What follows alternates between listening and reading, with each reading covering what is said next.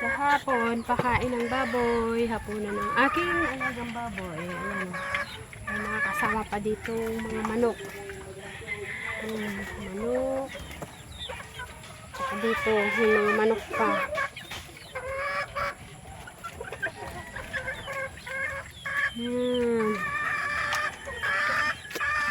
Ito ang aking gawa.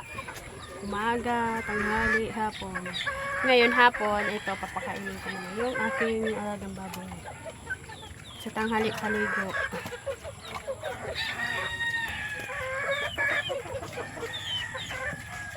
Nakahalo pang manok sa loob, pero hindi kinakain niya ng baboy. Ito ang aking libangan. Sideline sa tindahan.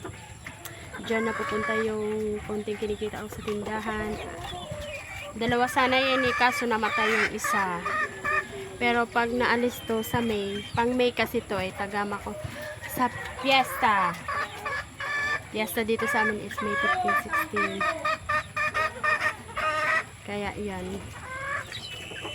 Pag naalis yan sa May, papalitan ko siya ng 4 na peraso. Yan bibilihin ko para yung pag nabenta ko yung 4, pang umpisa ko sa tindahan, pang pagawa ng tindahan. Ayan. Thank you for watching guys. Don't forget follow and share my YouTube channel, Miriam Malaki Vlog. Babuch!